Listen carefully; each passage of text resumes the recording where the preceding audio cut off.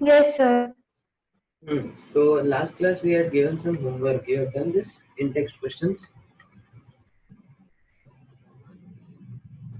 Sir, I have sent you. हाँ Sir, आपको भेजे थे. अच्छा आपने भेजा था. Okay. Screen is visible to you. अच्छा one second. Let me just share this. Screen दिख रहा है आपको? Yes, sir. Okay. So in the last class we were discussing about ionic compounds, isn't it? So in today's class we are going to talk about covalent compounds.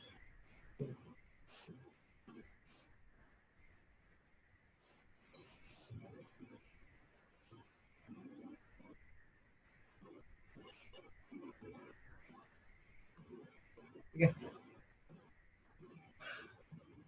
So what are covalent compounds? We had discussed in the last class. What is the definition of covalent compounds?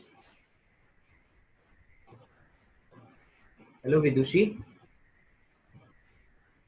Yes, sir.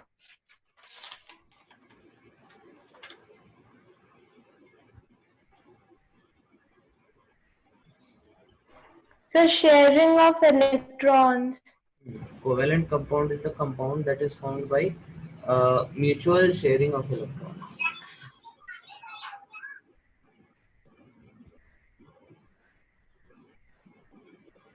That is a covalent compound. Okay. And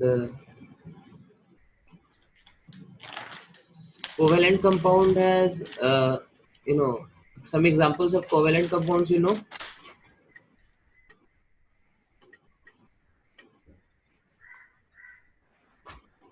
Hydrogen and chlorine. Hydrogen and chlorine can form HCl. Similarly, H2, a hydrogen and a hydrogen can form a bond. Okay. Similarly, chlorine and fluorine. So all of these are examples of the covalent compounds. Okay. So these are the compounds in which there is some sharing of electrons. Like in the chlorine, we have 7 electrons in the outermost shell. So they are going to form a bond like this, and then both the atoms are going to have a octet of electrons.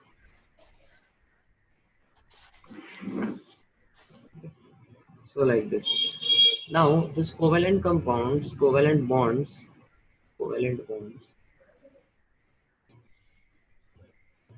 it can be of many categories. So there is something called a single covalent bond.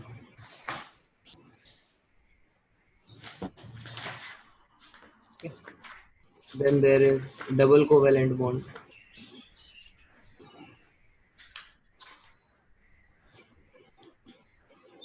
And there is triple covalent bond. So what are these things?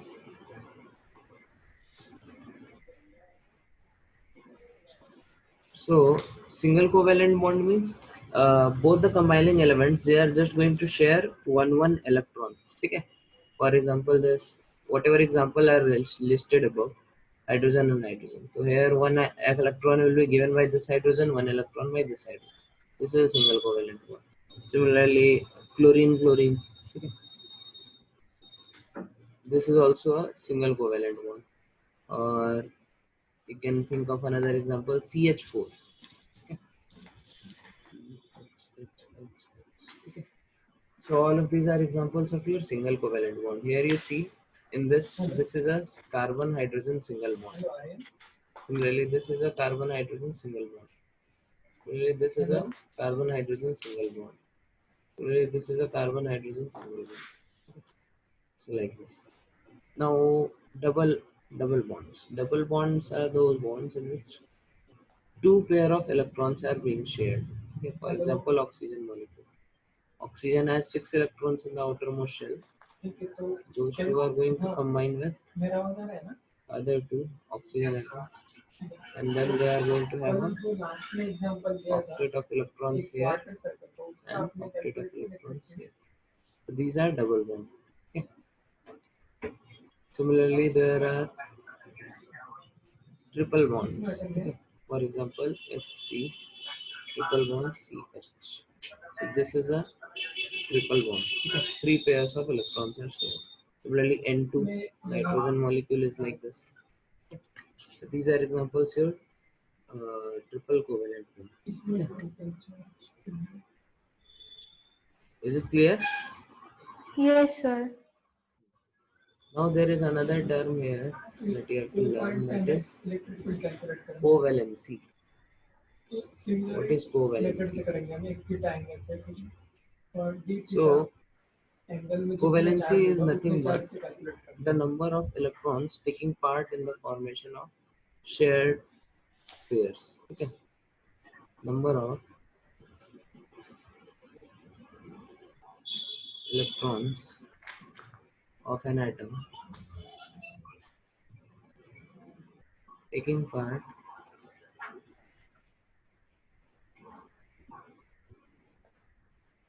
in the formation of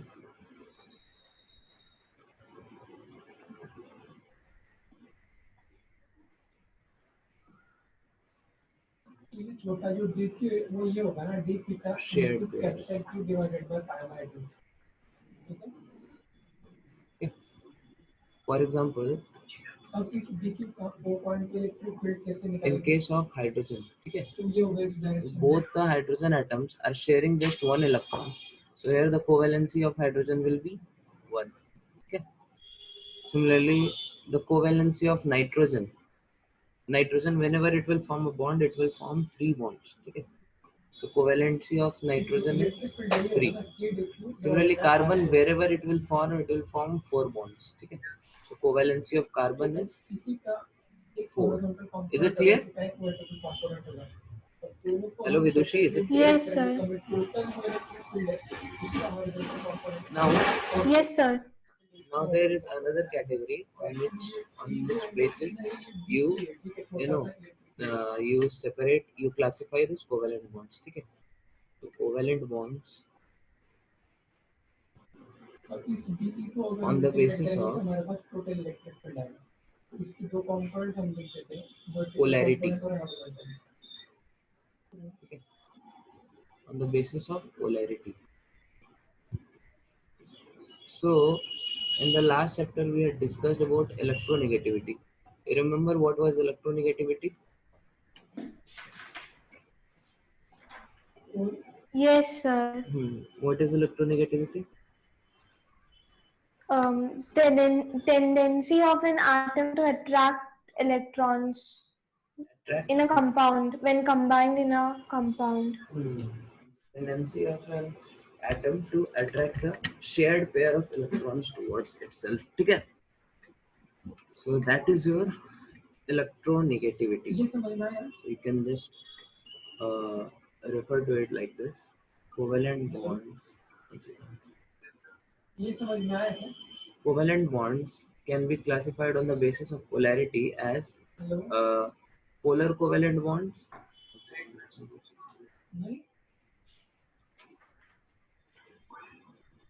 And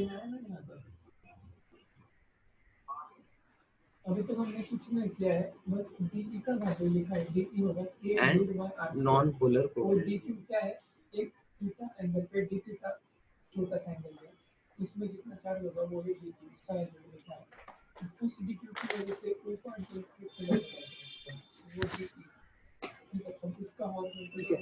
So what is the difference between polar covalent bond and non-polar covalent bond? Yeah. So let us consider two examples here. Let us consider HCl and ClCl. Okay.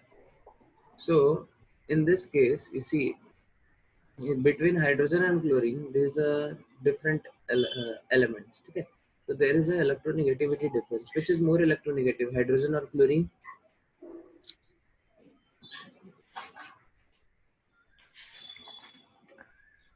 Hydrogen. Hydrogen? How can you tell Chlorine. Chlorine. Chlorine is more electronegative. So it means that the shared pair of electron will be attracted towards hydrogen, isn't it? Towards chlorine. Will be attracted towards chlorine because chlorine is more electronegative. So chlorine will have a negative charge or positive charge? Negative. Negative charge, because electrons are more on this side. And hydrogen will have a positive charge, isn't it? Yes, sir. Now in this case, there are two identical atoms, chlorine and chlorine. So both the electrons will be equally shared between these two, isn't it? Yes, sir. So there will be no, no delta minus here, no delta plus here. Okay. So the charges, partial charges will not develop over this. Okay. So integration horizontal component जो ADP था उसी को integrate करना है. my screen went blank. तो D का horizontal component का ADP sin theta. Just wait for 1 minute. I'll put my laptop on sin charge. Theta कर दिया.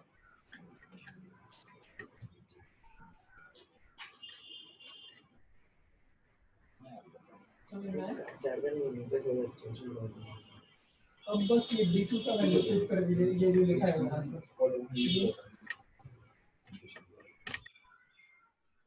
ये वैल्यू इंटीग्रेशन में डाल दीजिए और इंटीग्रेशन कैलकुलेट करके देखिए कितना आंसर है.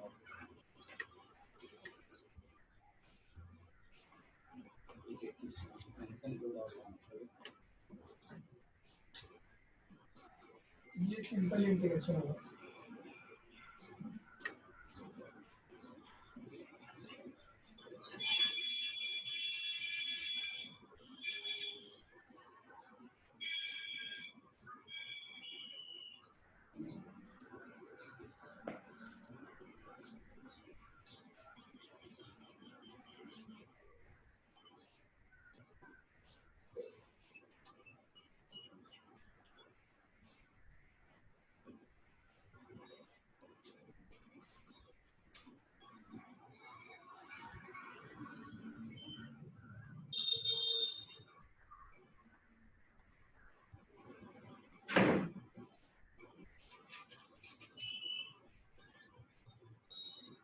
ऐसे होगा ना.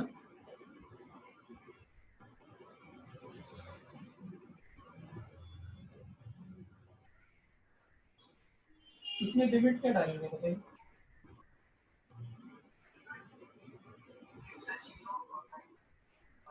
हाँ करें 0 to π/2. साइन थीटा का इंटीग्रेशन क्या होता है? माइनस कॉस में 0 to π/2 डालिए.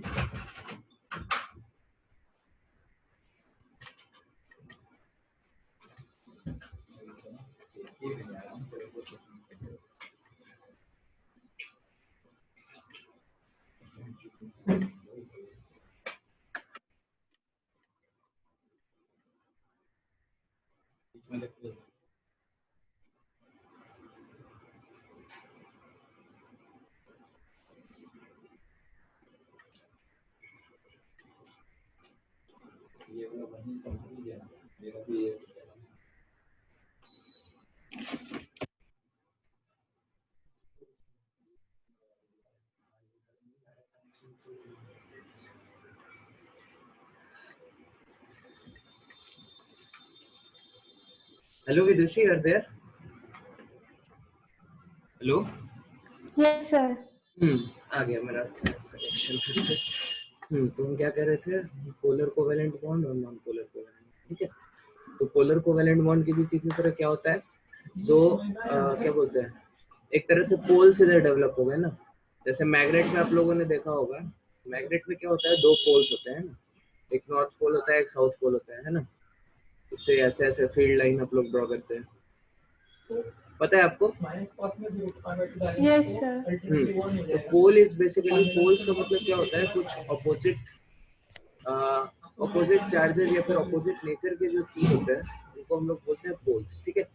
तो यहाँ पे भी दो पोल्स डेवलप हो गए, एक हमारा इधर पॉजिटिव चार्ज आ गया, एक हमारा इधर नेगेटिव चार्ज आ गया. ठीक है. तो इसीलिए हम लोग इसको बोलते हैं पोलर कंपाउंड्स. ठीक है. Yes. और यहाँ पे चूंकि दोनों की इलेक्ट्रोनेगेटिविटी सेम है, तो these are non polar compound. Is it clear? Yes, sir.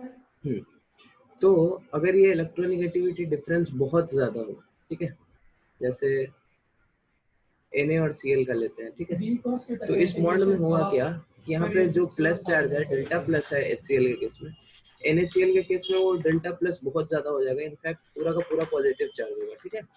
और Cl माइनस के केस में, क्लोरीन के केस में Cl माइनस हो जाएगा, तो पूरा का पूरा आयन डेवलप होगा इधर, ठीक है। तो सोडियम अपना एक इलेक्ट्रॉन लूज करेगा, क्लोरीन एक इलेक्ट्रॉन गेन करेगा, तो ये जो हो जाएगा that is nothing but your, कौन सा बॉन्ड है ये Na और Cl के बीच? पोलर।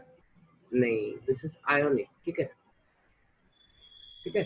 तो एक तरह से आप ऐसा कह सकते हैं आयोनिक कंपाउंड, आयोनिक कंपाउंड या फिर आयोनिक बॉन्ड कहो, ठीक है। आयोनिक बॉन्ड जो होता है हमारा, दैट इज नथिंग बट ऐसा बॉन्ड जिसमें पोलैरिटी कितनी है 100%, ठीक है। मतलब यहाँ पे पूरा का पूरा क्या है, एक पॉजिटिव चार्ज है, ठीक है। वही हमारा पोलर कोवेलेंट बॉन्ड क्या है, पोलर कोवेलेंट बॉन्ड, इसके अंदर पूरा का पूरा पॉजिटिव चार्ज नहीं है, यहाँ पे पूरा का पूरा ये बॉन्ड आयोनिक नहीं है, but there is some component of ionic character in this, ठीक है। तो इसको हम लोग बोलते हैं इसको आयोनिक कैरेक्टर, ठीक है।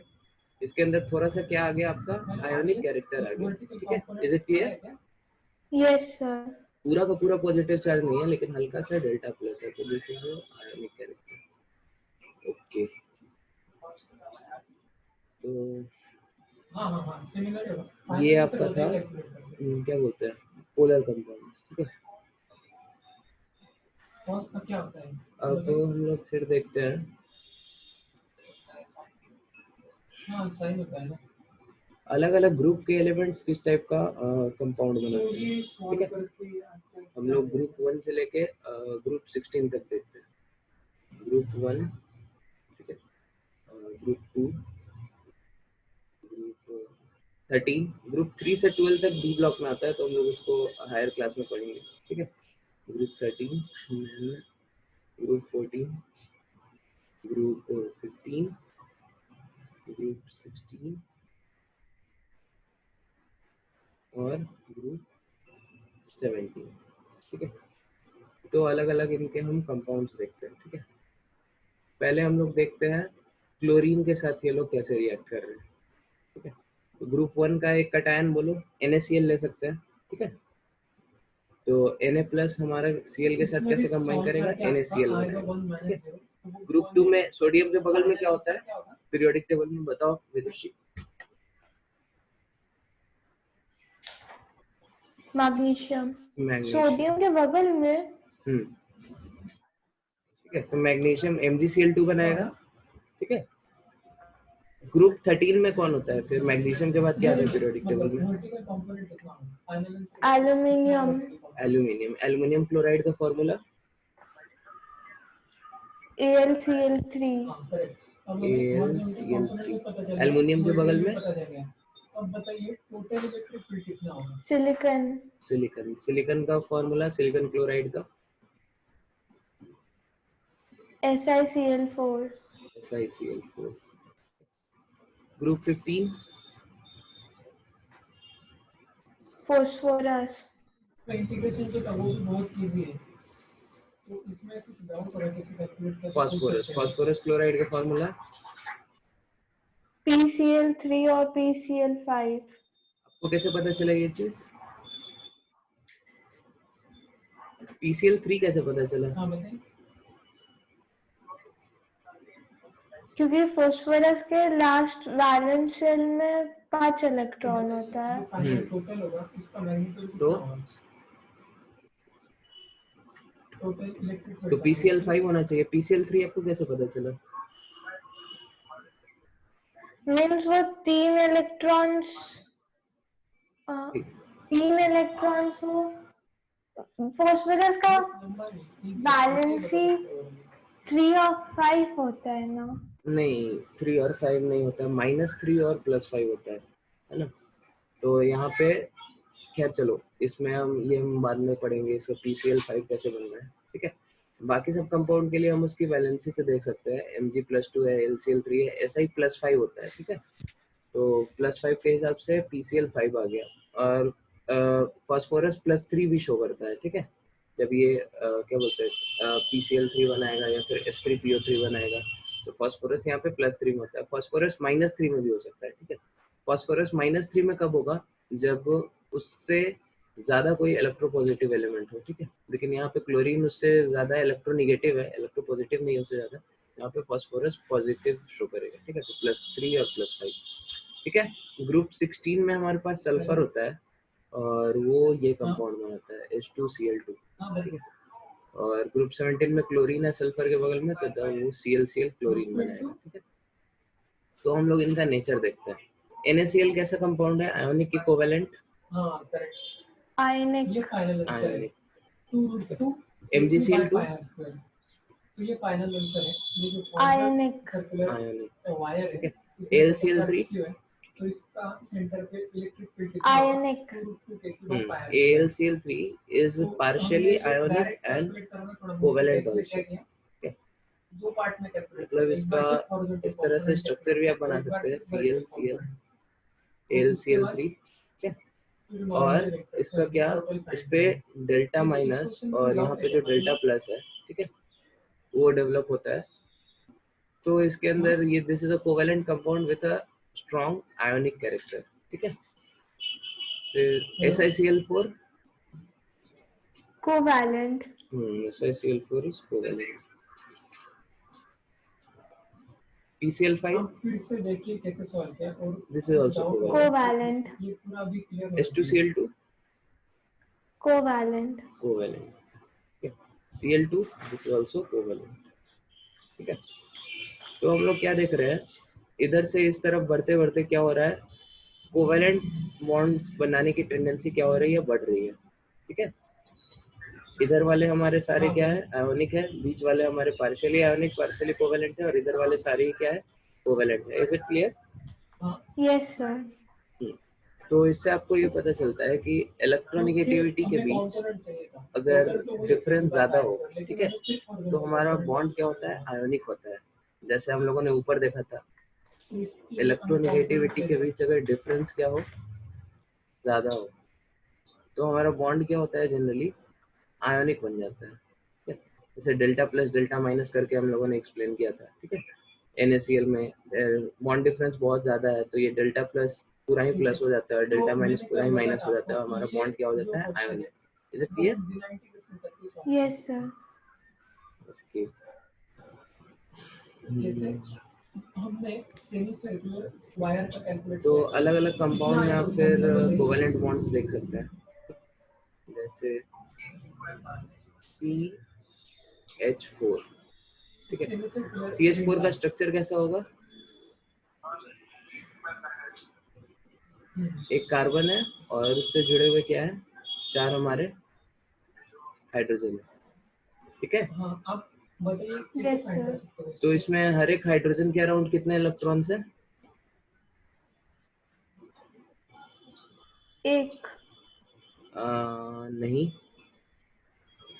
2 इलेक्ट्रॉन्स है ना, एक कार्बन का और एक हाइड्रोजन का, ठीक है। सिमिलरली इस हाइड्रोजन के अबाउट भी कितने, 2 इलेक्ट्रॉन्स है, ठीक है। सिमिलरली इस हाइड्रोजन के अराउंड भी कितने इलेक्ट्रॉन्स है, 2 इलेक्ट्रॉन्स है। इस हाइड्रोजन के अराउंड भी कितने इलेक्ट्रॉन्स है, 2 इलेक्ट्रॉन्स। कार्बन के अराउंड कितने इलेक्ट्रॉन्स है इधर, 8, 8, ठीक है। 1 2 3 4 5 6 7 8, ठीक है, 8 इलेक्ट्रॉन्स है। NH3 का स्ट्रक्चर कैसा होता है पता है आपको, एक नाइट्रोजन और 3 हाइड्रोजन। इसके अलावा भी कुछ होता है। हाँ बताइए।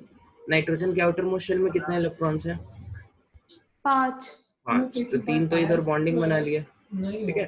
बाकी बचे कितने, 2 है ना, तो वो इधर हमारे लोन पेयर के फॉर्म में रहता है, ठीक है। तो इस कंपाउंड में नाइट्रोजन के अराउंड कितने इलेक्ट्रॉन्स है, देखिए ना, मैं कल ही सॉल्व किया ना। 8, 8, ठीक है। दिख रहा है ये चीज। Yes sir. और हाइड्रोजन के अराउंड, हर हाइड्रोजन के अराउंड कितने कितने हैं, 2 2, ठीक है। So this is your NH3। Okay, तो ये सब आपका हो गया आयनिक कंपाउंड, कोवेलेंट कंपाउंड, ठीक है। अब हम लोग देखते हैं effect of electricity on covalent and ionic compound.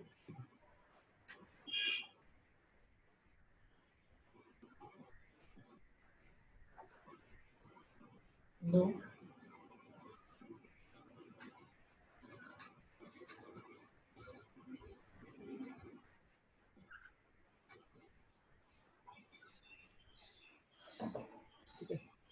Electricity का क्या इफेक्ट होता है हमारे आयनिक और कोवेलेंट कंपाउंड? फोर ही है ना, तो कैसे निकलेगा? तो फोर होगा, तो उससे हम ये मतलब क्वार्टर सेमी सर्कुलर वायर का कैसे निकाल सकते हैं? बिना इंटीग्रेशन करके निकाल सकते हैं।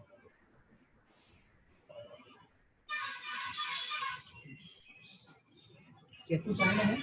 तो यहाँ पे आपके पास एक एक्सपेरिमेंटल सेटअप है। एक्सपेरिमेंटल सेटअप कुछ ऐसा रहेगा आपके पास। 90 डिग्री करते हैं। ये आपके पास बीकर है, बीकर में क्या किया आपने, पानी भरा हुआ है। ठीक है, मैं बताता हूँ। देखिए, जो सेमी यूजुअली हम लोग उसको हम ऐसे मान वाटर सकते लेते ना हैं, कि ये हमारा जो सॉल्वेंट है यहाँ पे वाटर हम लेते हैं। अभी तो देखते हैं। इसके अलावा यहाँ पे क्या है, दो इलेक्ट्रोड्स, मतलब यहाँ पे मैं ड्रॉ करता हूँ, एक ऐसा और एक ऐसा, ठीक है। तो ऐसे और ये दोनों इलेक्ट्रोड्स आपस में कनेक्टेड है क्वार्टर सर्कुलर है, मतलब 90 डिग्री पे, उनके दोनों के हॉरिजॉन्टल और विद वर्टिकल अ बैटरी, ठीक है। ठीक है। और यहाँ पे आपने ये जो है एमीटर लगाया हुआ है, होगा और एक करंट के फ्लो को चेक करने और के लिए। ये जो है एमीटर किस चीज को चेक करता है? एक इधर होगा और एक इधर होगा। वोल्ट। वोल्ट। एमीटर वोल्ट को थोड़ी चेक करता है। हाँ, अब इनकी जो वर्टिकल कंपोनेंट है वो दोनों तो कैंसिल होंगे ना, क्योंकि दोनों सेम ही होंगे और ऑपोजिट डायरेक्शन में। हाँ बोलो। तो Ammeter is the horizontal device component which is है, used वो to क्या होंगे? check दोनों same current. magnitude के होंगे और same direction में होंगे। इसके थ्रू जो करंट जा रहा है उसकी वैल्यू को हमारा एमीटर वही जो चेक होगा, करता है, वो ठीक है। semi is it circular clear? electric field होगा। यस वो सर। आया था। और तो यहाँ पे आपके पास एक इलेक्ट्रोलिटिक सेल है, ठीक है। This thing is called as a इन दोनों का horizontal component add electrolytic cell. और यहाँ पे जो निगेटिव एंड से जो हमारा इलेक्ट्रोड कनेक्टेड है उसको हम बोलते हैं यहाँ पे कैथोड। दिस इज योर, तो हमारे पास आ गया आंसर, बिना इंटीग्रेशन किए आ गया, ठीक है। और जो पॉजिटिव एंड से कनेक्टेड है यही होना चाहिए symmetry, that is called as vertical और हॉरिजॉन्टल दोनों कंपोनेंट अननोन, ना, ठीक है। तो ये हमने एक्सपेरिमेंट किया, ठीक है। और हम लोग क्या कर रहे हैं, एक करके इस पे अलग अलग कंपाउंड डाल रहे हैं, ठीक है। अब इसी क्वेश्चन को थोड़ा यहाँ से बाहर से हमारा एक सैंपल है अपने पास, कुछ बहुत सारे सैंपल्स हैं, ठीक है। इसमें से एक सैंपल है हमारा NaCl का, ठीक है। यहाँ पे अपने पास क्या है, NaCl। दूसरा सैंपल है हमारे पास MgCl2 का, देखिए ये वायर है। इसके अलावा हमारे पास कॉपर सल्फेट का सॉल्यूशन, ब्लू विट्रियल। इसके अलावा हम लोगों ने कुछ कोवेलेंट कंपाउंड्स के भी सॉल्वेंट क्या बोलते हैं सॉल्यूशन रखे हुए हैं, ठीक है। जैसे अल्कोहल, ठीक है, या फिर बेंजीन, या फिर क्लोरोफॉर्म CHCl3, ठीक है। तो बेंजीन का फॉर्मूला पता है आपको? No sir. अच्छा, तो बेंजीन हमारा होता है C6H6। This is your benzene. उसका स्ट्रक्चर ऐसे होता है, ठीक है। 6 कार्बन है यहाँ पे। अच्छा, ये स्ट्रक्चर आपको पता नहीं होगा, ऐसा स्ट्रक्चर देखा है आपने पहले कभी? No sir. अच्छा, तो फिर हम इसको दूसरे वाले स्ट्रक्चर से बताते हैं। 6 कार्बन है आपके पास, carbon carbon carbon carbon carbon carbon carbon, ठीक है।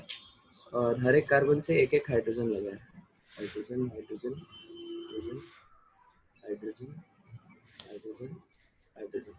अब कार्बन की कोवेलेंसी कितनी होती है, अभी बताया था हमने,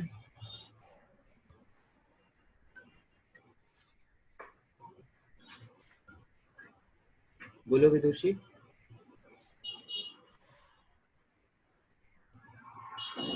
कार्बन की कोवैलेंसी कितनी होती है? 3 तीन नहीं, 3 नाइट्रोजन की 4 4, ठीक है। 4 तो इसका मतलब कार्बन कितना बॉन्ड बनाता है? 4, है ना। तो यहाँ पे यस तो सर लेकिन हर एक कार्बन देखो स्ट्रक्चर में 3 ही बॉन्ड बना रहा है, 2 कार्बन के साथ और 1 हाइड्रोजन के साथ, है कि नहीं? यस सर तो यहाँ पे क्या होता है, हम डबल बॉन्ड बना देते हैं, ठीक है। यहाँ पे और यहाँ पे अल्टरनेट जगह, ठीक है। तो अब हर कार्बन का 4 हो गया, चेक कर लो एक बार। यस सर तो this is your C6H6 that is benzene, ठीक है। ये आपका बेंजीन का स्ट्रक्चर होता है। फिर से इसका स्ट्रक्चर कैसा होता है? इसमें दिस इज योर क्लोरोफॉर्म, ठीक है। इसका स्ट्रक्चर कैसा होगा? कार्बन से क्या एक हाइड्रोजन है और 3 क्लोरीन लगा है, 3 पार्ट्स में कट कर सकते हैं, ठीक है। इसमें दिस क्या इज होगा, योर पार्ट 1 और क्लोरोफॉर्म, पार्ट 3 दोनों के इलेक्ट्रिक फील्ड से वो कैंसिल हो जाएगा, ठीक है। वो दोनों इक्वल होगा और ऑपोजिट होगा। सिमिलरली हमारा अल्कोहल क्या होता है? अल्कोहल एक कोवेलेंट कंपाउंड है, ठीक है। तो उसका जिसपे CH3 ये एक अल्कोहल है, ठीक है। या फिर CH3 CH2OH, ये सब हम लोग ऑर्गेनिक केमिस्ट्री में पढ़ेंगे। आप इसको देख लो, CH3OH कैसे डिनोट करेंगे? एक कार्बन से पहले 3 हाइड्रोजन लगाएंगे, ठीक है, और एक OH लगा देंगे, ठीक है। This is your CH3CH। फिर ये CH3CH2OH क्या है? एक कार्बन से 3 हाइड्रोजन, फिर दूसरा कार्बन, उससे 2 हाइड्रोजन, फिर तीसरा OH, ठीक है। This is your methanol, this is your ethanol, ठीक है। Both of these are alcohol, ठीक है। हेलो। यस सर तो इस तरह से हम लोग अपना एक्सपेरिमेंटल सेटअप करते हैं, ठीक है।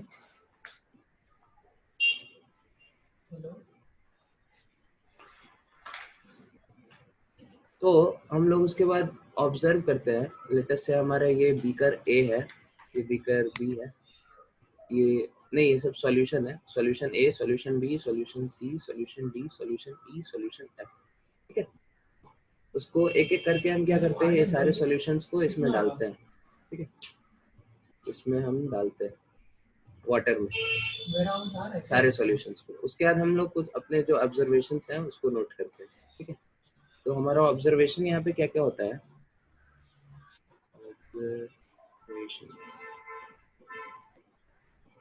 सबसे पहला ऑब्जर्वेशन हम लोग ये देखते हैं कि हमारा जो NaCl वाला है बीकर A, या फिर MgCl2 वाला है, ठीक है, या फिर और क्या क्या लिया था ऊपर? CuSO4 वाला है, ठीक है, CuSO4। तो इन सब जगह क्या हो रहा है, इन सब कंपाउंड्स में हमारी इलेक्ट्रिसिटी जो है वो पास करती है, ठीक है। तो these solutions allow the current to pass। Part 2 की वजह से ओ पॉइंट पे कितना इलेक्ट्रिक फील्ड होगा, ठीक है। ओ पॉइंट पे निकलना है ना हमें। और दूसरा जो हम लोग बाकी सॉल्यूशन लिए, ठीक है, अल्कोहल का या फिर क्लोरोफॉर्म का CHCl3, या फिर बेंजीन का C6H6, ठीक है। तो इससे हम लोग देखते हैं कि करंट पास नहीं करेगा, ठीक है। These solutions don't allow the current to pass through them, ठीक है। इनसे हमारा करंट पास नहीं होगा। तो इससे हम लोग को एक इम्पोर्टेंट चीज हम लोग कंक्लूड कर सकते हैं यहाँ पे, ठीक है। कंक्लूड क्या कर सकते हैं? देखो, कोई भी चीज इलेक्ट्रिसिटी को कंडक्ट क्यों करता है? Why any substance is good or bad conductor? बताओ, metals, why metals are good conductor of electricity? पता है आपको? लेकिन इसमें क्यों क्या होगा? because they are positive charged they have positive charge. नहीं, मेटल्स तो हमारा मेटल है, उसमें तो कुछ चार्ज नहीं होता है। जैसे कि अगर आपका सोडियम सैंपल है, तो सोडियम सैंपल ये तो this is a neutral atom. ये अगर एक इलेक्ट्रॉन लूज करे तब ये Na प्लस बनाएगा, है ना। तब आप कह सकते हैं कि ये आयन जो है पॉजिटिव चार्ज के कारण इलेक्ट्रिसिटी कंडक्ट करता है। मेटल गुड कंडक्टर कैसे? तो हम वहां पे Q/3 लिखेंगे, ठीक है। तो ये होगा Q/3। देखो, मेटल्स गुड कंडक्टर इसलिए होते हैं क्योंकि वहां पे वो जो लास्ट शेल में उनका इलेक्ट्रॉन्स होता है, ठीक है। This electron, this is very loosely bound to the nucleus. This is loosely bound to the nucleus, ठीक है। तो ये क्या होता है? This act as a charge carrier होगा ना, तभी अगर इंटीग्रेशन करके कैलकुलेट किया। तो जब ये आयंस हमारे एक से ये इलेक्ट्रॉन एक जगह से दूसरे जगह घूमेगा, ठीक है, तो उससे क्या होगी? इलेक्ट्रिसिटी कंडक्ट होगी। ये टोटल 2 रूट पे था, ठीक है। हेलो, समझ में आ रहा है आपको? Yes sir. इलेक्ट्रिसिटी होता क्या है? Electricity is basically charge transfer, ठीक है। तो यहाँ पे कुछ चार्ज कैरियर्स आपको अगर मिल जाए तो क्या होता है? कोई भी चीज हमारा गुड कंडक्टर बन जाता है, ठीक है। Is it clear? Yes sir, yes sir. तो ऊपर वाले सॉल्यूशन में आप देखो, जो पहला ऑब्जर्वेशन है, ठीक है, इससे आप क्या कंक्लूड कर सकते हैं? पहले ऑब्जर्वेशन से आप ये कंक्लूड कर सकते हैं कि हमारे जो आयोनिक कंपाउंड्स होते हैं, ठीक है, ionic compounds are formed of ions. तो ये हमारा जो आयंस होता है यहाँ पे, these ions act as a part to बीच में इसलिए नहीं, चार्ज कैरियर, ठीक है। 1/3 है पूरे वायर का, 1/3 है ना। Is it clear? Yes sir. और on the other hand second point से आप ये कंक्लूड कर सकते हैं, इस पॉइंट से आप क्या कंक्लूड कर सकते हैं कि हमारे जो कोवेलेंट कंपाउंड्स हैं, कोवेलेंट कंपाउंड्स, तो इसीलिए उस पे जितना चार्ज है उतना ही तो लिखेंगे ना। कोवेलेंट कंपाउंड्स तो आपने जो do not contain ions. Wire का जो सॉल्व किया उसमें आपने बताया 2k/2, वो भी सही है, लेकिन उसमें Q अलग है। अगर उसमें वहाँ पे हमारे आयंस नहीं होते, वहाँ पे हमारे क्या होते हैं? मॉलिक्यूल्स होते हैं, ठीक है। तो हमारा मॉलिक्यूल टूटता नहीं है, ठीक है। वहाँ पे आयंस नहीं होते, वहाँ पे हमारा मॉलिक्यूल होता है, ठीक है। Is it clear? Yes sir. तो this is the reason why covalent compounds do not conduct electricity, ठीक है। Yes sir.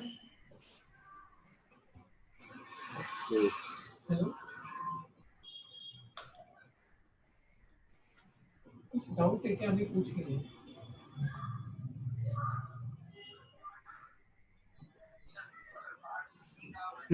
इसके बाद हम लोग को इसमें पढ़ना है रिडॉक्स रिएक्शंस के बारे में, ठीक है। रिडॉक्स रिएक्शन क्या होता है? तो रीडॉक्स मतलब दो वर्ड से ये बना हुआ है, that is red plus ox, ठीक है। चार्ज ठीक से रेड मतलब क्या? ठीक है। रिडक्शन तो होता है, लेकिन क्यू क्या होता है? जो चार्ज है वो। और ऑक्स मतलब क्या? इसलिए हम क्यू के जगह पे ऑक्सीडाइजेशन, ऑक्सीडाइजेशन नहीं, ऑक्सीडेशन, ठीक है। तो ये क्या होता है? जब भी रिएक्शन में ऑक्सीडेशन और रिडक्शन हो रहा हो, तो ऐसे रिएक्शन को हम लोग क्या बोलते हैं? ऑक्सीडेशन, रिडॉक्स रिएक्शन, ठीक है। जैसे एक एग्जांपल आप देख सकते हैं, CuO plus H2, this will form Cu plus H2O, ठीक है। तो यहाँ पे कॉपर ने क्या किया है? ऑक्सीडेशन, सॉरी, ऑक्सीजन लूज किया है, ठीक है। तो इसको क्या बोलेंगे? इस तरह किसी भी रिडक्शन। हाँ, रिडक्शन। ये सब पढ़ा है आपने इसे, मतलब क्लास 9 9th में? Yes sir. और यहाँ पे इसने ऑक्सीजन गेन किया है, तो इसको हम लोग क्या बोलेंगे? Oxidation. This is no oxidation and reduction. तो यहाँ पे आप इसको फर्दर आप इस लिमिट अलग में अलग 3 पार्ट डाल को देंगे, इसको तो एनालाइज कर इसमें भी सकते हैं। एंगल का ठीक है, अगर यहाँ पे जो आपका ऑक्सीडेशन पार्ट है उस आर्क का उसको आप एनालाइज करिए। ठीक है, कैलकुलेट कर सकते वहाँ पे हो क्या रहा है, हमारा जो हाइड्रोजन है, ठीक है, करना आ तो जाएगा इससे। दो मॉलिक्यूल ऑफ हाइड्रोजन ने क्या किया है, बेसिकली जो हमारे H2 है, ठीक है, उससे वो H प्लस के फॉर्म में गया है। ठीक है, और उसने क्या किया होगा, 2 इलेक्ट्रॉन लूज किया होगा, तभी ये आयन बना है कि नहीं। Yes sir. सिमिलरली अगर आप इसका रिडक्शन आप देखें, या फिर डाउट रिडक्शन, पूछ लीजिए, ठीक है, नहीं तो हम तो वहाँ पे क्या हो रहा है, Cu हमारा +2 में था, तो इसने क्या किया होगा, 2 इलेक्ट्रॉन गेन किया होगा और ये बन गया होगा कॉपर में। ठीक है, यस सर।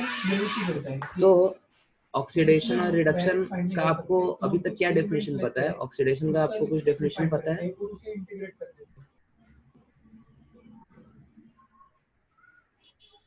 बोलो।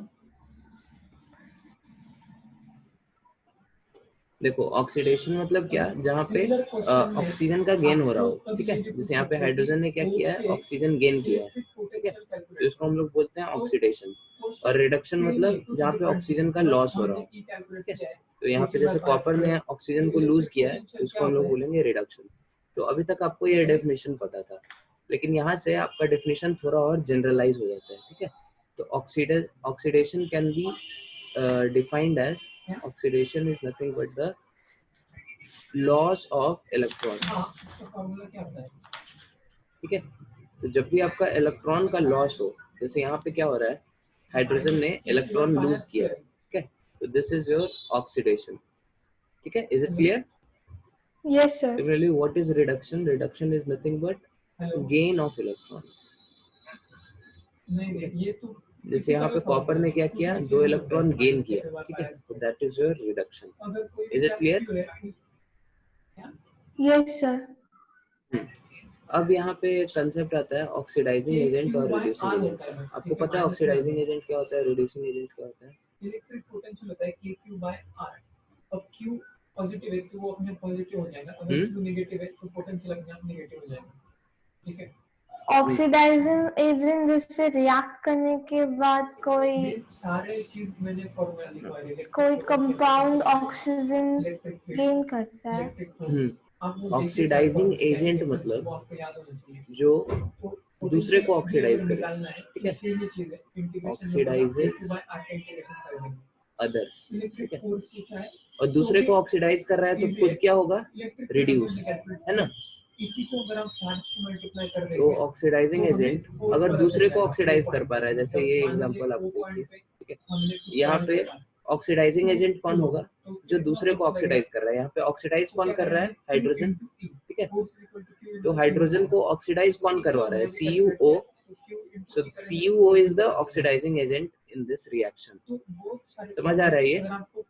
Yes sir. क्योंकि इसने क्या किया, दूसरे को ऑक्सीडाइज किया, तो ऑक्सीडाइजेस अदर्स, या फिर दूसरे शब्दों में इट इटसेल्फ गेट्स रिड्यूस्ड। खुद को क्या करता है, ये रिड्यूस करता है। रिड्यूस। ठीक है, तो this is your oxidizing agent. Similarly reducing agent फिर क्या हो जाएगा,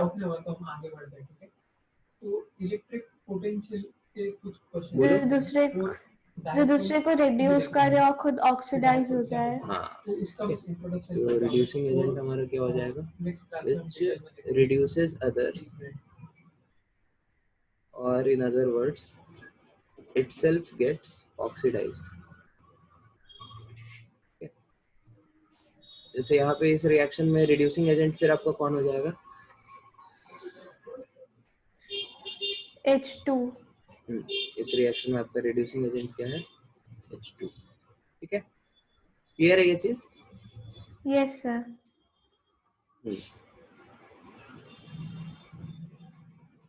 तो हमारा जो आयोनिक बॉन्ड फॉर्मेशन होता है, that is also a redox reaction. क्या होता है, क्योंकि जब आयोनिक बॉन्ड बनता है तो कैसे बनता है, Na plus Cl becomes NaCl। ठीक है, तो यहाँ पे क्या हुआ, सिस्टम को बोलते हैं Na ने क्या किया, एक इलेक्ट्रॉन लूज किया।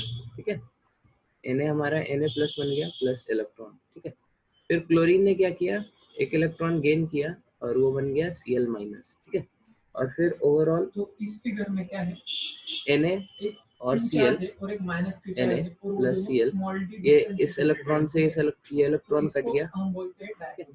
LHS RHS पे अगर कोई सेम चीज हो तो उसको हम लोग काट सेम सकते हैं, है, बस और ये हमारा बन गया साइन NaCl। अलग है। ठीक है, मतलब मान तो लीजिए ये 5 ऊपर वाला और स्टेप कौन सा है, ये ऑक्सीडेशन है या रिडक्शन? जैसे कोई भी अगर दो चार्ज है सेम मैग्नीट्यूड के और ऑपोजिट साइन के, तो वो किसी स्मॉल डिस्टेंस से सेपरेटेड है। जनरली बोलो, Na से Na प्लस बनना ऑक्सीडेशन है या रिडक्शन। रिडक्शन? कैसे बोल रहे हैं आप? डायपोल। ऑक्सीडेशन है ना, ऑक्सीडेशन Yes, मतलब sir. Loss of electron is oxidation. ठीक है, स्मॉल पी से, ठीक है, याद रखो ये सब चीज। ठीक है, and this is your reduction. और डायपोल जो है ठीक है, ये एक सिंपल तरीका है इसको याद रखने का, आप और इसका magnitude दोनों साइड क्या पे होता है? चार्ज देखो। ठीक है, B। यहाँ पे क्लोरीन पे चार्ज कितना है, 0। यहाँ पे क्लोरीन पे चार्ज क्या है, -1 है कि नहीं? हेलो विदुषी, Yes, sir.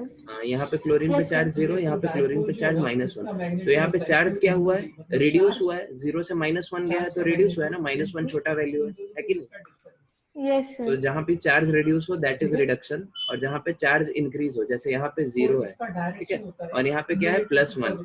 ठीक है, तो यहाँ पे चार्ज इंक्रीज हुआ है का, तो दैट इज ऑक्सीडेशन। ठीक है, जो डायरेक्शन है वो Yes, डायरेक्शन sir. होता है। तो ऐसे आप याद रख सकते हैं, charge reduce means reduction, charge increase मतलब ऑक्सीडेशन। तो electrovalent bond formation is also a redox reaction. ठीक है, तो आगे बढ़े। ये डायपोल का Yes, यूनिट sir. क्या हो जाएगा?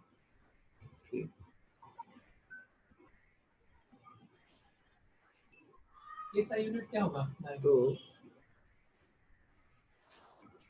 हम लोग फिर देखते हैं, यहाँ पे हम लोग कुछ कुछ प्रॉपर्टीज कंपेयर करते हैं हमारे इलेक्ट्रोवैलेंट कंपाउंड की और कोवैलेंट कंपाउंड की। ठीक है, तो यहाँ पे आप एक टेबल बना सकते हैं, टेबल बना सकते हैं क्या ऐसे?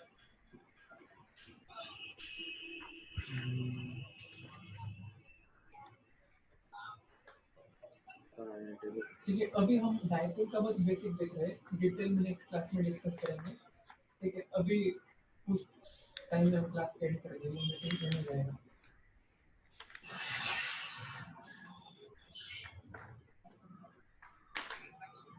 क्या कूलॉम तो चार्ज का यूनिट होता है ना, डायपोल का क्या यूनिट होगा? इसका यूनिट किसी फॉर्मूला से आप बता सकते हैं। डायपोल का मैग्नीट्यूड होता है Q × D। दिख नहीं रहा है इसमें तो टेबल, चलो ठीक है, हम ड्रॉ करते हैं। हम लोग यहाँ पे कॉलम बना लेते हैं, इलेक्ट्रोवैलेंट कंपाउंड। और का मतलब क्या होता है? कूलॉम पर मीटर मतलब कूलॉम डिवाइडेड बाय न्यूटन।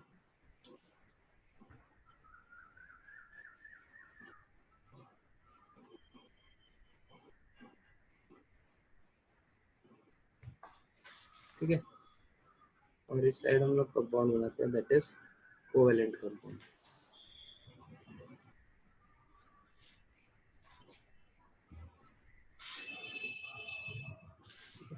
और हम क्या करेंगे, उनकी प्रॉपर्टीज को कंपेयर करेंगे और उसके पीछे का रीजन देखेंगे। ठीक है,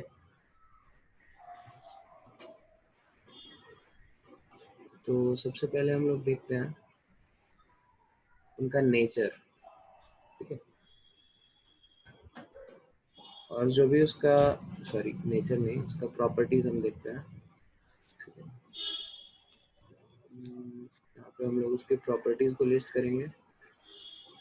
ठीक है, और उस प्रॉपर्टीज के पीछे क्या रीजन है। ठीक है, सिमिलरली कोवेलेंट कंपाउंड की भी प्रॉपर्टीज को हम लोग देखेंगे और उसका भी देखेंगे क्या रीजन है। तो इस तरह से हम लोग बारी बारी से सारा पैरामीटर देखते हैं। सबसे पहला पैरामीटर हम लोग देखते हैं इसका नेचर। इधर इसका भी प्रॉपर्टी हम लोग देखेंगे, नेचर। ठीक है, तो कोवेलेंट आयोनिक कंपाउंड का नेचर कैसा होता है? आयोनिक कंपाउंड का नेचर होता है कि they form, their constituent particles are ions. ठीक है, हम लोगों ने अभी देखा कि आयोनिक कंपाउंड किससे बना होता है? Iron ions. से। हाँ, तो देयर constituent particles तो Q into D are multiplication है, ठीक है, ions, डिवीजन नहीं है, ठीक है, आयन से बना होता है। into और उसके बाद डिवाइड नहीं होगा, सेकंड कि वो बहुत हार्ड सॉलिड होता है, प्लेन होता है, ठीक है। आप जितना भी अभी तक कंपाउंड देखे आयोनिक कंपाउंड NaCl, ठीक है, या फिर MgCl2, ये सब सॉल्ट्स है, ठीक है, रूम टेम्परेचर पे दीज आर हार्ड सॉलिड्स, ठीक है। और इसके पीछे रीजन यही है कि उसके बीच फोर्स ऑफ अट्रैक्शन बहुत स्ट्रांग होता है, ठीक है। तो हम लोगों ने फोर्स ऑफ अट्रैक्शन देखा था K(Q1Q2) R स्क्वायर, और Q की वैल्यू यहाँ पे क्या होती है, बहुत ज्यादा होती है आयोनिक कंपाउंड में, पूरा का पूरा पॉजिटिव चार्ज होता है, ठीक है। तो due to force of attraction being very high, ठीक है, यही रीजन है कि उसके पार्टिकल्स क्या होते हैं, हार्ड सॉलिड की तरह एग्जिस्ट करते हैं। Is it clear? Yes sir. फिर हम लोग इसका देखते हैं कोवेलेंट कंपाउंड्स का। कोवेलेंट कंपाउंड्स का नेचर क्या होता है, their constituent particles are molecules, ठीक है, कॉन्स्टिट्यूएंट पार्टिकल्स आर मॉलिक्यूल्स, ठीक है। यहाँ पे जो उसके मॉलिक्यूल होते हैं वो आयन के फॉर्म में नहीं गिरते, ठीक है। और दीज आर, ये हमारे रूम टेम्परेचर पे गैसेस हो सकते हैं या फिर लिक्विड हो सकते हैं, या फिर अगर सॉलिड भी होंगे तो सॉफ्ट सॉलिड होंगे, हार्ड सॉलिड जैसे नहीं होंगे, ठीक है। जैसे हमारा आटा जैसा होता है ना, उस टाइप के सॉलिड होंगे, ठीक है। सॉल्ट जैसा कुछ हार्ड सॉलिड नहीं होगा, ठीक है। तो इसके पीछे भी रीजन बहुत क्लियर है, रीजन वही है कि उसका फोर्स ऑफ अट्रैक्शन बहुत वीक होता है, ठीक है। तो force of attraction is weak. अब ये फोर्स ऑफ अट्रैक्शन वीक क्यों होता है, तो थोड़ा सा आप समझ सकते हैं, लेकिन डिटेल में हम लोग इसको हायर क्लासेस में पढ़ेंगे, ठीक है। तो फोर्स ऑफ अट्रैक्शन हम लोग दोनों के लिए देख लेते हैं, पोलर के लिए और नॉन पोलर के लिए, ठीक है। तो पोलर कंपाउंड्स के लिए क्या होगा और नॉन पोलर के लिए क्या होगा, ठीक है। तो पोलर कंपाउंड्स के केस में क्या होता है, यहाँ पे तो पहले जो फोर्स होगा दैट इज K(Q1Q2)/R², ठीक है। और हम लोगों ने देखा यहाँ पे जो Q होता है वो पूरा का पूरा Q पॉजिटिव नहीं होगा, यहाँ पे डेल्टा प्लस होता है ना। जैसे हम लोगों ने कंपेयर किया था कल HCl और NaCl को, याद है आपको? Yes sir. तो NaCl में पूरा पॉजिटिव और पूरा निगेटिव होता है, और HCl में क्या होता है, डेल्टा पॉजिटिव और डेल्टा निगेटिव होता है, ठीक है। तो कोवेलेंट कंपाउंड के केस में क्या हो गया, हमारा चार्ज की वैल्यू कम हो गई Q1 Q2 की, तो इसके कारण क्या हो गया, हमारा फोर्स ऑफ अट्रैक्शन वीक हो गया, ठीक है। Yes sir. अब ये तो तब हुआ जब पोलर कंपाउंड्स हमारे पास, नॉन पोलर में तो कुछ plus negative, plus charge minus charge है ही नहीं, ठीक है। तो यहाँ पे जो फोर्स ऑफ अट्रैक्शन होता है वो होता है van der Waals force of attraction, ठीक है। ये क्या होता है, ये हम लोग क्लास 11th में पढ़ेंगे। अभी बस आप ये जान लो, इसके बीच जो फोर्स ऑफ अट्रैक्शन होता है वो इस तरह का चार्ज पे बेस्ड नहीं होता, van der Waals force of attraction होता है विच इज वेरी वीक, ठीक है। Yes sir. This is the second thing, this is the first point, हम लोग इसका नेचर ऐसे देख सकते हैं, ठीक है। सेकेंड चीज हम लोग इसका कंपेयर कर सकते हैं, that is there boiling point and melting point, ठीक है। बॉइलिंग पॉइंट और मेल्टिंग पॉइंट क्या होता है, हमारे आयोनिक कंपाउंड्स का, इलेक्ट्रोवैलेंट कंपाउंड्स का, दीज आर नॉन वोलेटाइल, ठीक है। जैसे अगर रूम में अगर आप सॉल्ट रखे हो, ठीक है, तो ऐसा नहीं Yes, होगा, sir. ऐसा नहीं होगा कि वो सॉल्ट एटमॉस्फेयर के हीट के कारण वो वेपराइज कर जाएगा, ठीक है।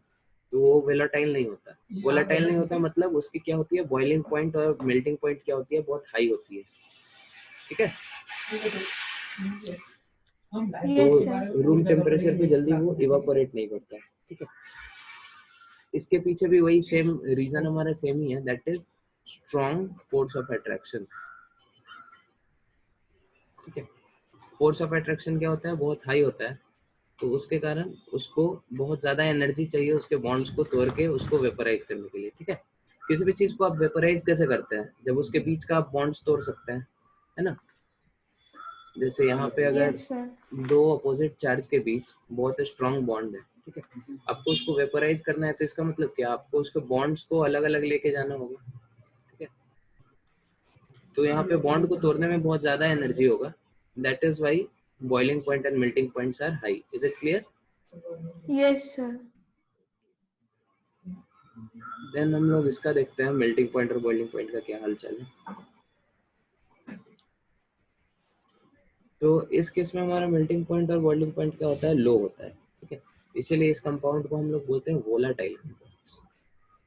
ठीक है, मतलब इसकी मेल्टिंग पॉइंट और बॉइलिंग पॉइंट क्या होगी, लो होगी. ठीक है, इसके पीछे भी रीजन वही है, weak force of attraction. Force of attraction यहाँ पे क्या है, बहुत वीक है. फोर्स ऑफ अट्रैक्शन वीक है तो मॉलिक्यूल्स को सेपरेट करना क्या है, बहुत आसान है. यहाँ पे दो मॉलिक्यूल है, उसको जो सेपरेट करने में जो एनर्जी लगेगा आपको, इसको इधर ले जाना है, इसको इधर ले जाना है, that will be very less. ठीक है, energy required to separate, this energy will be very less because force of attraction बहुत कम है यहाँ पे. ठीक है, तो इसलिए इसकी मेल्टिंग पॉइंट और बॉइलिंग पॉइंट कम होती है. Is it clear?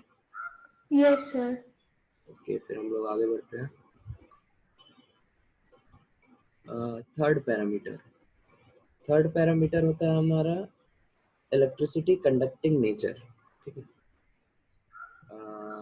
Good conductor या फिर bad. Electrical conductivity, electrical conductivity. तो हम लोगों ने देखा ये हमारा आयनिक कंपाउंड्स कैसा होता है, गुड कंडक्टर या बैड कंडक्टर? Good conductor. नहीं, यहाँ पे थोड़ा सा गड़बड़ है. आप सॉल्ट के साथ आप कभी ये एक्सपेरिमेंट कर सकते हैं. ठीक है, सॉल्ट सॉल्यूशन से इलेक्ट्रिसिटी पास करेगा. ठीक है, लेकिन अगर आपके पास एक कटोरी में क्या रखा है, सिर्फ NaCl रखा है. ठीक है, NaCl इन सॉलिड स्टेट. ठीक है, तो this is bad conductor of electricity. ठीक है, लेकिन वहीं आप इसका क्या लो, एक्वस सॉल्यूशन लो या फिर इसको NaCl को आप मेल्ट कर लो. ठीक है, तो दूसरा केस ले लेते हैं. जब आपके पास NaCl कैसा है, सॉल्यूशन के फॉर्म में, मतलब यहाँ पे आपने कुछ पानी लिया. ठीक है, और उसमें सॉल्ट को घोल दिया. ठीक है, so this is aqueous solution of NaCl. ठीक है, और तीसरा केस आपने क्या लिया, तीसरा केस लिया जिसमें NaCl को आपने मेल्ट कर लिया. ठीक है, लेट अस से आपका NaCl आपने एक कटोरी में लिया और इसको गरम कर करके क्या किया, मेल्ट कर लिया. ठीक है, तो this is your molten NaCl. ठीक है, तो आपका होता ये है कि आपका जो ये NaCl सॉलिड है, ठीक है, दिस इज बैड कंडक्टर, ये इलेक्ट्रिसिटी कंडक्ट नहीं करता. ठीक है, एक्वस सॉल्यूशन ऑफ NaCl करता है, हम लोगों ने एक्सपेरिमेंट में भी देखा, और मोल्टेन NaCl भी करता है. ठीक है, इसके पीछे रीजन यही है. देखो, इलेक्ट्रिसिटी कंडक्ट करने के लिए क्या चाहिए, हमने अभी बताया था. क्या कोई चीज गुड कंडक्टर कब बनता है, जब उसके पास क्या हो, फ्री आयंस. हाँ, उसके पास कुछ चार्ज कैरियर हो. ठीक है, तो यहाँ पे जो हमारा सॉलिड स्टेट में होता है, सॉलिड स्टेट में आयंस एग्जिस्ट नहीं करते. ठीक है, Na और Cl हमारा Na और Cl की तरह ही रहता है. ठीक है, वो Na प्लस और Cl आयंस में नहीं टूटता. ठीक है, तो यहाँ पे आयंस आपको मिला नहीं, इसलिए क्या होता है कि यहाँ पे इलेक्ट्रिसिटी कंडक्ट नहीं होता.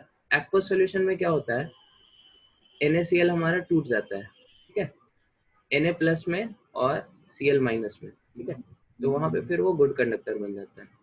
मोल्टेन सॉल्यूशन में भी क्या होता है, NaCl हमारा टूट जाता है आयंस में. ठीक है, तो आयंस मिल गए तो फिर चार्ज कैरियर मिल गए और फिर वो गुड कंडक्टर इलेक्ट्रिसिटी हो जाता है. ठीक है, ये चीज क्लियर है?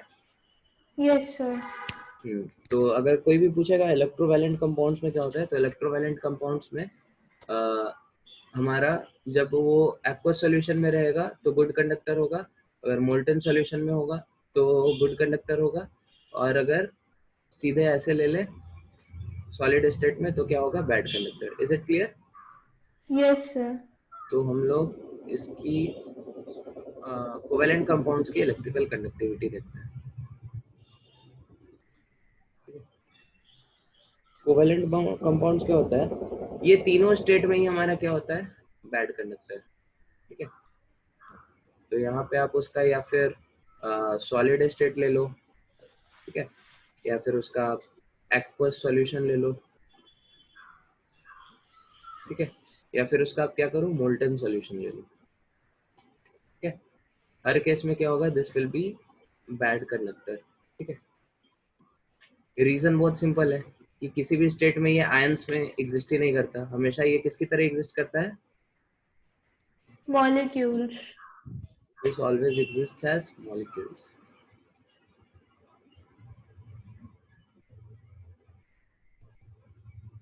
नॉट आयंस, ठीक है।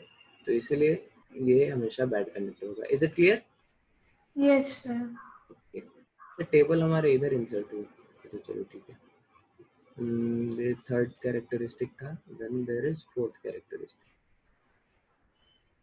फोर्थ कैरेक्टरिस्टिक हमारा क्या है, आयोनाइजेशन।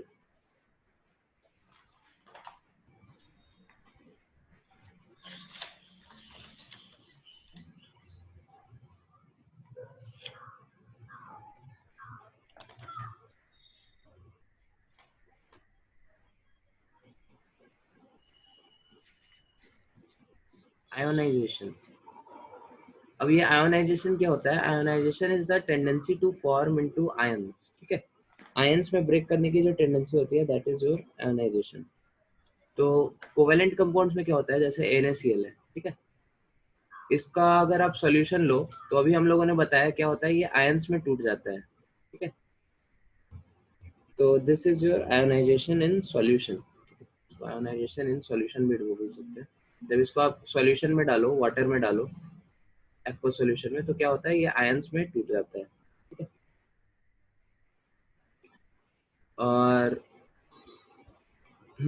इसका रीजन क्या है, क्यों ये आयंस में टूट रहा है, क्योंकि आयंस में टूटने के बाद क्या होता है, देखो असल में इधर होता ही है, हम आपको थोड़ा डिटेल में एक्सप्लेन करते हैं। लेटेस्ट से यहाँ पे आपने क्या किया, एक कटोरी में वाटर लिया,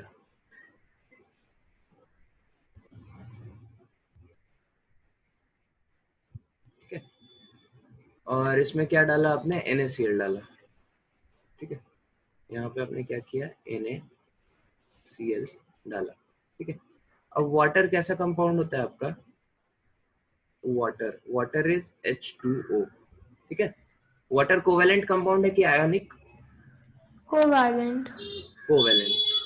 और ये पोलर कोवेलेंट है कि नॉन पोलर कोवेलेंट,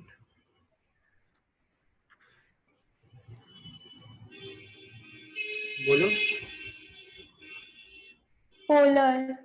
पोलर क्यों, ऑक्सीजन, इसमें ऑक्सीजन पे नेगेटिव चार्ज होगा कि हाइड्रोजन पे, Oxygen. हाँ, ऑक्सीजन ज्यादा इलेक्ट्रोनेगेटिव है तो इलेक्ट्रॉन को अपने तरफ खींच के रखेगा, तो ऑक्सीजन पे नेगेटिव होगा और यहाँ पे हाइड्रोजन पे पॉजिटिव पॉजिटिव होगा, ठीक है। तो ये जो वाटर मॉलिक्यूल्स है, water is a polar covalent compound, ठीक है। Water is a polar covalent compound. तो यहाँ पे अब देखो, NaCl हमारा कैसे, NaCl की तरह तो एग्जिस्ट करेगा नहीं, NaCl हमेशा एग्जिस्ट करेगा Na+ और Cl- की तरह, ठीक है। तो ये जो हमारा वाटर मॉलिक्यूल है, इसका ये निगेटिव चार्ज, ठीक है, ये अट्रैक्ट हो जाएगा Na के पॉजिटिव चार्ज से, ठीक है। Is it clear? Hello, Yes, sir. समझ में आ रहा है आपको? Yes, sir. और सिमिलरली सॉल्यूशन में एक तो वाटर का मॉलिक्यूल होगा नहीं, बहुत सारे वाटर के मॉलिक्यूल होंगे, ठीक है। तो हम डायग्राम में बाहर ड्रॉ कर रहे हैं, लेकिन आप समझने के लिए समझ लो कि ये सारे वाटर के मॉलिक्यूल्स किधर है, हमारे सॉल्यूशन के अंदर ही, ठीक है। Yes, sir. तो ये जो सॉल्यूशन के अंदर डिफरेंट डिफरेंट आपके क्या है, वाटर मॉलिक्यूल्स हैं, वो क्या करेंगे, उसके अंदर जो ये ऑक्सीजन पे डेल्टा माइनस है, ठीक है, यहाँ पे ऑक्सीजन पे डेल्टा माइनस है, डेल्टा माइनस है, डेल्टा माइनस है, ठीक है। वो क्या करेंगे, धीरे धीरे इस हमारे क्या बोलते हैं, Na+ को अपने तरफ खींचेंगे, है ना, ऑपोजिट चार्जेस एक दूसरे को खींचते हैं, ठीक है। Yes, is sir. It clear? Yes, sir. Similarly जो हमारे वाटर मॉलिक्यूल्स में ये हाइड्रोजन पे डेल्टा+ है, ठीक है, दूसरे कलर से इसको डिनोट करो, ठीक है। हाइड्रोजन पे हमारा क्या है, डेल्टा+ है, ठीक है। तो वो क्या करेगा, Cl माइनस को अपने तरफ खींचेगा, है कि नहीं? Yes sir. तो उसको किस कलर से डिनोट करें? ग्रीन तो हो गया,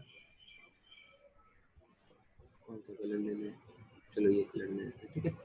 तो सारे जो डेल्टा प्लस है वो हाइड्रोजन को अपने तरफ खींचेंगे, ठीक है। तो उसके कारण होगा ये कि सॉल्यूशन हमारा कुछ ऐसा बन जाएगा। एक मिनट, इसको नीचे ड्रॉ कर लो। तो सॉल्यूशन में हमारे पास क्या आ गया, Na प्लस आ गया और Cl माइनस, दोनों अलग अलग हो गए, ठीक है। और Na के अराउंड क्या होगा, वाटर मॉलिक्यूल्स कुछ कुछ ऐसे हो जाएंगे,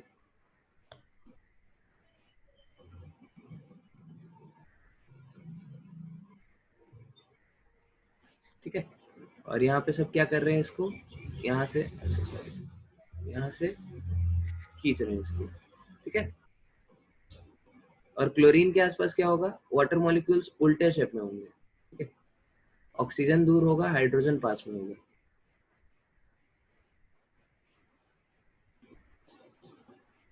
ठीक है। इधर इस तरफ भी वैसे ही होगा। एक मिनट, अरे पूरा गड़बड़ हो गया, कोई बात नहीं। यहाँ पे जो हमारा ऑक्सीजन है, this is hydrogen, oxygen, hydrogen, ठीक है। तो हमारे हाइड्रोजन क्या करेंगे, इसको ऑक्सीजन को अपने तरफ, सॉरी क्लोरीन को अपने तरफ पुल करेंगे, ठीक है। तो इसी के कारण क्या होता है, बहुत सारी एनर्जी रिलीज होती है, ठीक है। यही कारण है कि NaCl हमारा it is soluble in water. ये चीज क्लियर हुआ आपको? Yes sir. यहाँ पे क्या है, अगर हम किसी पोलर कोवेलेंट कंपाउंड में डालते हैं, ठीक है, तो पोलर कोवेलेंट कंपाउंड में डालेंगे मतलब उसके पास कुछ पोल्स होंगे, डेल्टा माइनस डेल्टा प्लस, जैसे इधर वाटर हमने लिया है ना। तो वो क्या करेगा, किसी भी आयोनिक कंपाउंड को उसके आयंस में इस तरह से ब्रेक कर देगा, जैसे हमने डायग्राम में बनाया, ठीक है। Is it clear? हेलो, समझ में यस आई? सर। हाँ, तो इसीलिए हमारा कोवेलेंट आयोनिक कंपाउंड्स क्या होगा, यस सर। वाटर में डिसॉल्व करेगा, ठीक है। अब आता है हमारा आयोनिक कंपाउंड्स के केस में, तो ये हो गया। अब देखते हैं कोवेलेंट कंपाउंड्स के केस में क्या होता है, ठीक है। आयोनाइजेशन इन सॉल्यूशन हम देखते हैं उसमें,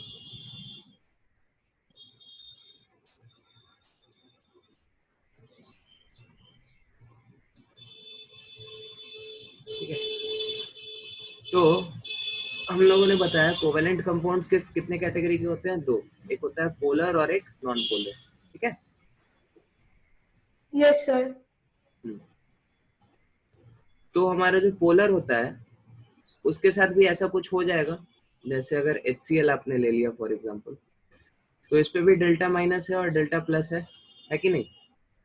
यस सर। तो यहाँ पे ये खींच लेगा, वाटर मॉलिक्यूल से डेल्टा प्लस को खींच लेगा, और हाइड्रोजन जो है वाटर का, ऑक्सीजन हाइड्रोजन को खींच लेगा, और ये जो वाटर मॉलिक्यूल्स का हाइड्रोजन है वो क्लोरीन को खींच लेगा। समझ में आ रहा है आपको? Yes sir. जैसे इस केस में हुआ। तो पोलर कोवेलेंट कंपाउंड्स क्या होगा, वाटर में आयोनाइज कर जाएंगे, ठीक है, आयोनाइजेस इन वाटर, ठीक है। वहीं दूसरी तरफ अगर आपके पास कोई नॉन पोलर कंपाउंड है, ठीक है, जैसे क्लोरीन, तो यहाँ पे कुछ ऐसा चार्ज का सेपरेशन नहीं होगा, कुछ यहाँ पे डेल्टा प्लस डेल्टा माइनस नहीं है, तो वाटर में जाके भी ये क्या होगा, डिसॉल्व नहीं करेगा, ठीक है। तो this doesn't ionize in water. ये चीज क्लियर है? Yes sir.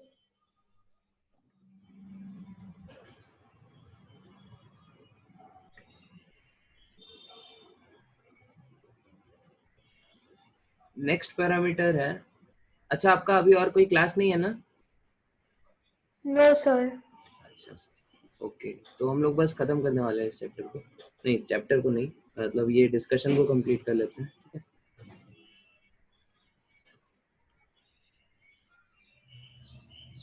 ठीक है, अगला है सॉल्युबिलिटी, ठीक है। तो सॉल्युबिलिटी हम लोगों ने अभी देख लिया, जिस तरह से ये आयोनाइज करता है, ठीक है, तो that explains why it is soluble in water. तो this is soluble in water, ठीक है, but this will be insoluble in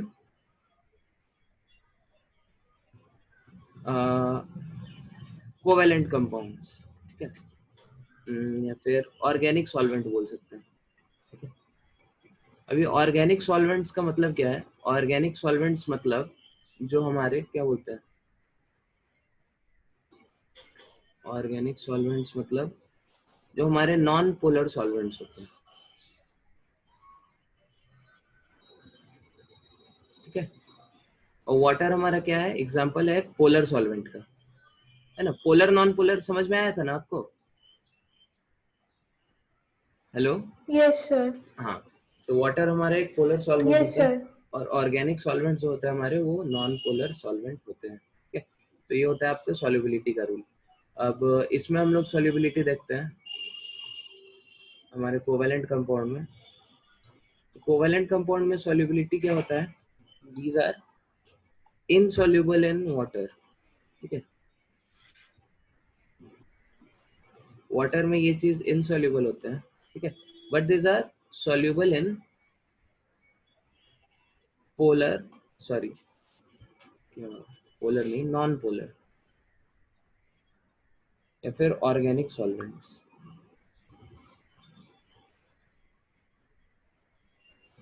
organic solvent, ठीक है।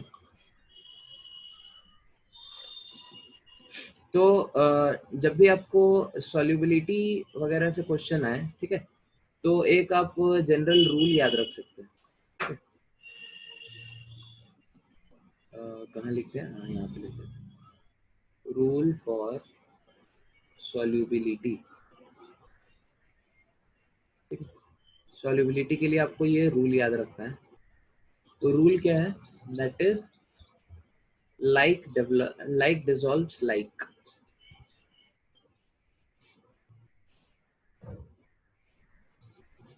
ठीक है। लाइक डिसॉल्व्स लाइक, इसका क्या मतलब है? इसका मतलब ये है कि हमारा जो पोलर सॉल्वेंट होगा, ठीक है, वो हमारे पोलर कंपाउंड्स को डिसॉल्व करेगा, ठीक है। और जो हमारा नॉन पोलर सॉल्वेंट होगा, वो क्या करेगा? नॉन पोलर सब्सटेंस को डिसॉल्व करेगा, ठीक है। तो लाइक डिसॉल्व्स लाइक का हम लोग मीनिंग देख लेते हैं। कहाँ गया है? मार्कर किधर है? हाँ, अरे इधर आ गया।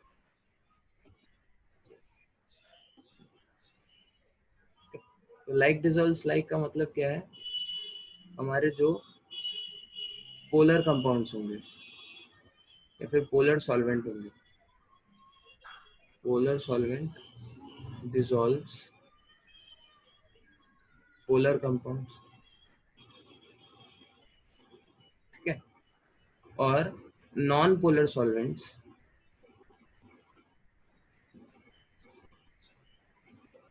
dissolve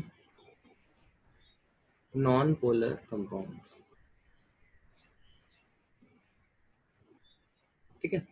तो हम लोगों ने ऊपर देख लिया आयोनिक कंपाउंड कैसे कैसे कंपाउंड्स है, पोलर या नॉन पोलर? पोलर। हाँ, तो पोलर कंपाउंड्स जैसे हमने ले लिया एग्जांपल किसी आयोनिक कंपाउंड का, जैसे NaCl, ठीक है।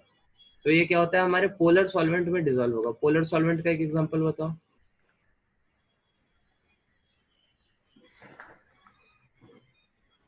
वाटर। वाटर, ठीक है। तो वाटर में क्या होता है? NaCl डिसॉल्व होता है, पूरी दुनिया जानती है ना। सिमिलरली एक नॉन पोलर कंपाउंड का नाम बताओ।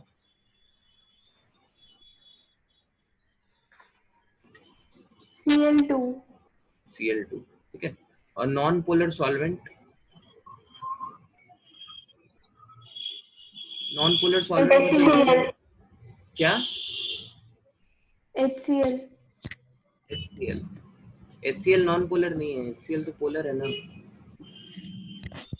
नॉन पोलर सॉल्वेंट मतलब हमारे जितने भी ऑर्गेनिक सॉल्वेंट्स आ जाएंगे, ठीक है, ऑर्गेनिक सॉल्वेंट्स, ठीक है। जिसमें एग्जांपल आ जाएगा आपका बेंजीन का, ठीक है, बेंजीन, ठीक है। या फिर और भी बहुत सारे सॉल्वेंट हो सकते हैं, क्लोरोफॉर्म ले सकते हैं। These are examples of your non-polar solvents, ठीक है। तो हमारे पोलर कंपाउंड्स किस में होंगे, पोलर सॉल्वेंट में डिसॉल्व होंगे, नॉन पोलर में डिसॉल्व नहीं होंगे, ठीक है। और नॉन पोलर कंपाउंड जो होंगे वो नॉन पोलर में डिसॉल्व होंगे, पोलर में डिसॉल्व नहीं होंगे। Is it clear? Yes, sir. So this is the criteria for solubility.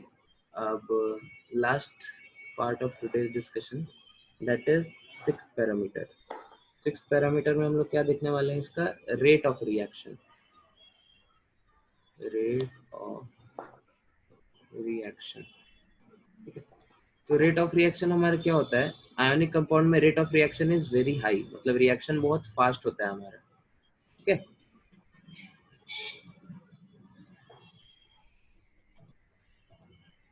ठीक है, रीजन बहुत क्लियर है इसका, क्योंकि यहाँ पे आयंस बनते हैं, ठीक है, और आयंस तुरंत क्या करते हैं, एक दूसरे से कंबाइन करके बॉन्ड बना लेते हैं, ठीक है। तो इसलिए यहाँ पे क्या होता है, हमारा रेट ऑफ रिएक्शन फास्ट होता है। Is it clear? Yes, sir. Covalent compound में क्या होता है, हमारा rate of reaction is very very slow.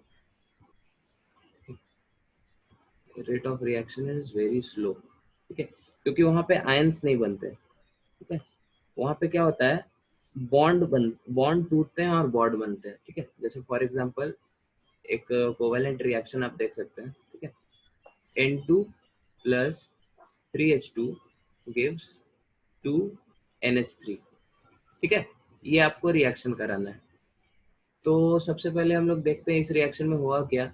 N2 मतलब नाइट्रोजन का ये कंपाउंड होगा, H2 मतलब हाइड्रोजन का ये कंपाउंड होगा, और NH3 मतलब नाइट्रोजन हाइड्रोजन हाइड्रोजन हाइड्रोजन, ठीक है। तो दिस प्लस दिस से दिस बनने में बहुत सारे स्टेप्स होंगे, ठीक है। सबसे पहले तो ये नाइट्रोजन के बॉन्ड तोड़ने होंगे, ठीक है। यहाँ पे जैसे इस दोनों नाइट्रोजन के बीच बॉन्ड टूटेगा, ठीक है। एक नाइट्रोजन बनेगा, दूसरा नाइट्रोजन बनेगा, फिर ये हाइड्रोजन के बॉन्ड टूटेंगे, एक हाइड्रोजन बनेगा, दूसरा हाइड्रोजन बनेगा, ठीक है।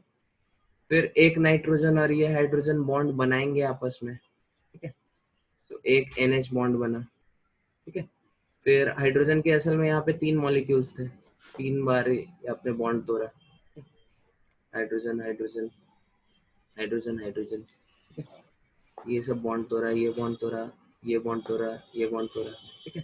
और उसमें से एक नाइट्रोजन ने 3 हाइड्रोजन के साथ कंबाइन किया, ठीक है। तो NH, ठीक है। तो यहाँ पे क्या होता है, बॉन्ड फॉर्मेशन हो रहा है, बॉन्ड ब्रेकिंग हो रहा है, ठीक है। तो इस सब में कुछ फाइनाइट अमाउंट ऑफ टाइम लगता है। You are able to understand this?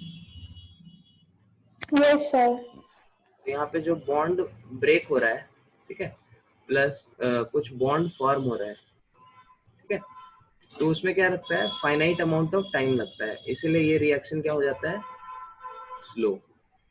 Clear है ये चीज? Yes, sir. तो इसी के साथ ये चैप्टर लगभग कंप्लीट हो गया आपका। एक लास्ट इसमें कोऑर्डिनेट बॉन्ड का डिस्कशन बचा है, तो आपका फिर होमवर्क हो गया। अच्छा, आपने लास्ट वाला होमवर्क अपने टेलीग्राम पे भेजा था? Yes, sir. अच्छा ठीक है, हम उसको चेक करते हैं। और आपका आज का होमवर्क हो गया, एक सेकेंड। अच्छा, आपके पास बुक कौन सा है? वो सिंप्लीफाइड केमिस्ट्री बाय डॉक्टर विराव जिदला, अलाइड पब्लिशर्स का। अलाइड पब्लिशर्स का, अच्छा। तो इसमें जब ये हमारा एक इंटेक्स्ट क्वेश्चन, सेकंड वाला जो इंटेक्स्ट क्वेश्चन है, ठीक है, यस सर। ठीक है, ये आप होमवर्क में करके रखना। और कल है ना अगला क्लास? Yes sir. ओके, तो कल हम फिर और आपको असाइनमेंट देंगे, थोड़ा ज्यादा असाइनमेंट देंगे, क्योंकि कल के बाद अगला क्लास फिर बाद में होगा, ठीक है। तो कल तक आप ये करके सबमिट करो, ठीक है। So your deadline is tomorrow evening, ठीक है। टुमारो इवनिंग तक you have to finish this, ठीक है। Yes sir. You have any doubt to ask? No sir. Okay, then we are ending the class. Thank you very much. Thank you sir.